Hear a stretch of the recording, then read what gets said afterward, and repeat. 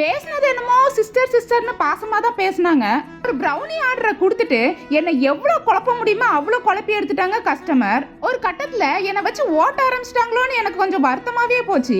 அட என்னம்மா ஒரே பில்டப்பா கொடுத்துட்டு இருக்க, மேட்ருக்கு வாமான்னு சொல்றது புரியுது.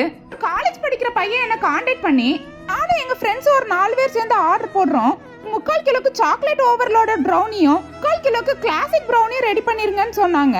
நானும் ஒரு 1.5 கிலோ ப்ரௌனியை ரெடி பண்ணி வச்சுட்டேன். ஃபர்ஸ்ட் டைம் கால் பண்ணி எனக்கு எல்லாத்தையும் குட்டி குட்டி பீஸா போட்டு எல்லா ப்ரௌனியும் ஒரே பாக்ஸ்ல போட்டு தந்துருங்கன்னு கேட்டாங்க. திருப்பி கொஞ்ச நேரத்துல கால் பண்ணி இல்ல சாக்லேட் ப்ரௌனி எல்லாத்தையும் ஒரு பாக்ஸ்லயும் பிளெயின் ப்ரௌனி எல்லாத்தையும் ஒரு பாக்ஸ்லயும் போட்டு தந்துருங்கன்னு கேட்டாங்க. மறுபடியும் கொஞ்ச நேரம் கழிச்சு திருப்பியும் கால் பண்ணி நட்ஸ் ப்ரௌனிய 3 பாக்ஸா பிரிச்சியும் கிளாசிக் ப்ரௌனிய ஃபுல்லா ஒரு பாக்ஸ்லயும் 150 கிராமுக்கு ஒரு சின்ன பாக்ஸும் ரெடி பண்ணிருங்கன்னு சொன்னாங்க. என்னடா இது நம்மள வச்சு ஓட்டுறாங்களோன்னு நினைக்க கடைசியா சாரி சிஸ்டர், என் ஃப்ரெண்ட்ஸ் எல்லாம் ரொம்ப பிளானை மாத்திட்டு இருந்தாங்கன்னு சொல்லிட்டு ப்ரௌனியை வாங்கிட்டு போயிட்டாங்க.